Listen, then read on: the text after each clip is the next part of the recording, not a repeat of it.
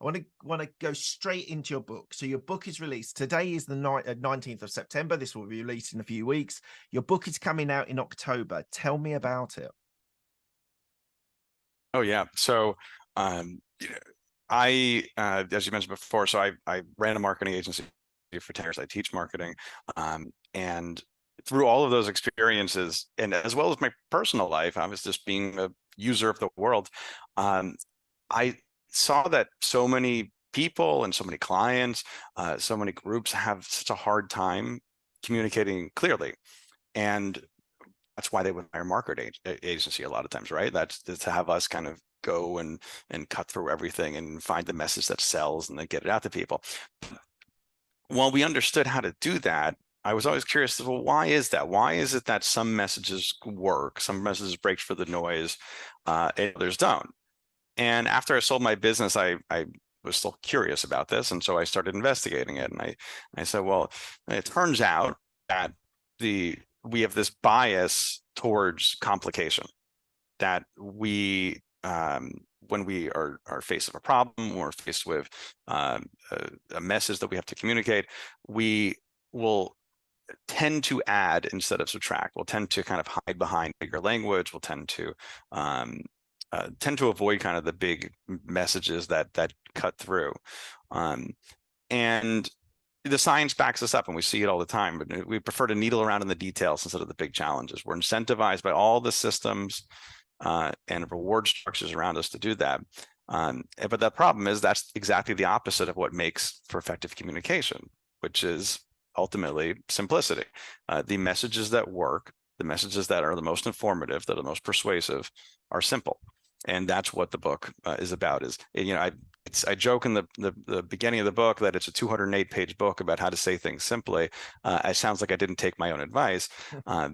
But the thing is, once, like a lot of things, once you peel back the covers, peel underneath the hood there's a lot that goes on in terms of how it can get simple. It's really fascinating because you're absolutely right.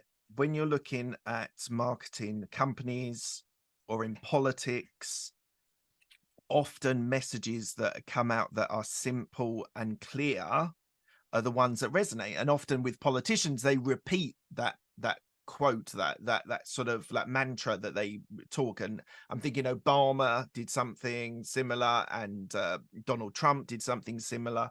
So what is that?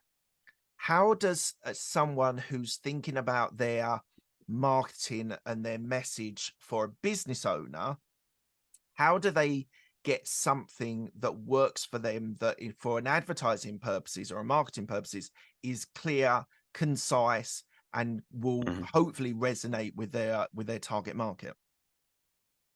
So you mentioned Obama, you mentioned Trump. It's funny, I do mention both of them in the book as examples. And so opposite sides of the political spectrum, both very effective communicators in their own distinct ways. And both of them do a good job of hitting different parts of the 5 principles that I identify in the book. So the first one is beneficial.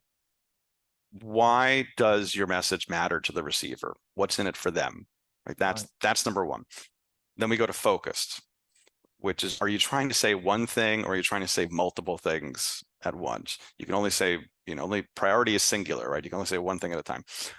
Salient, number 3, does your message stand out from the noise? Does it rise to the level of attention? Does it contrast to the background? And we talk about constraints and how they can help you in that chapter. Empathetic is the 4th one.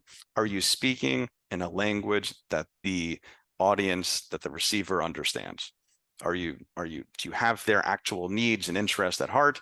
Are you communicating on this, at the same level of as them? That's where that's where we're talking about empathy.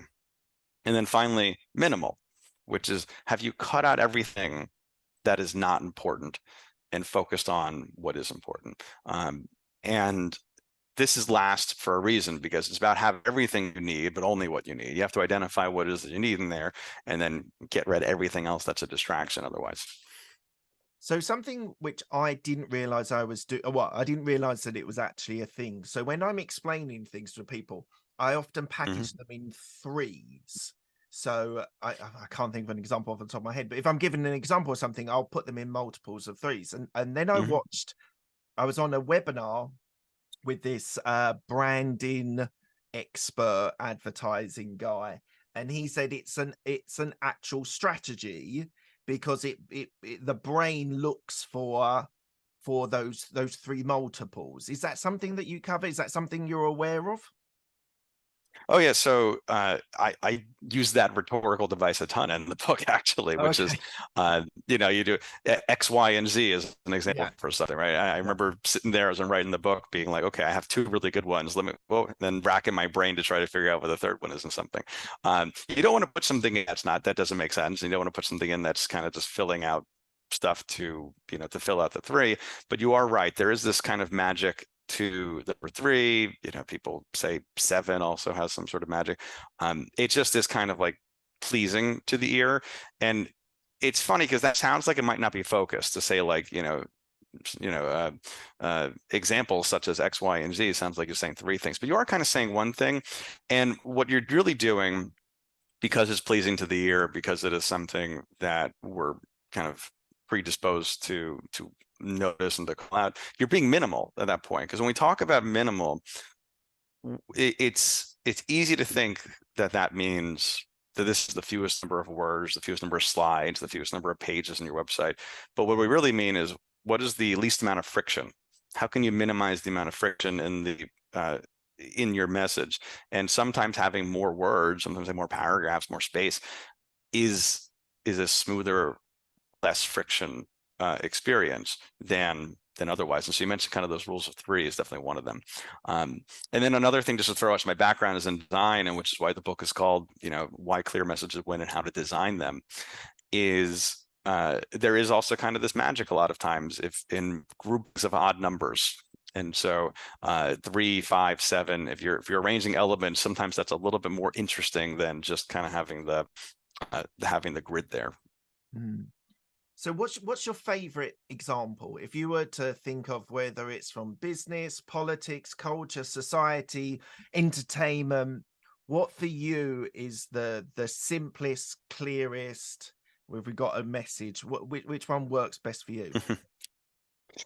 So I'll give you a couple. I'll give you I have different examples for different pieces, and because I like to highlight ones that are really clarifying about that individual principle.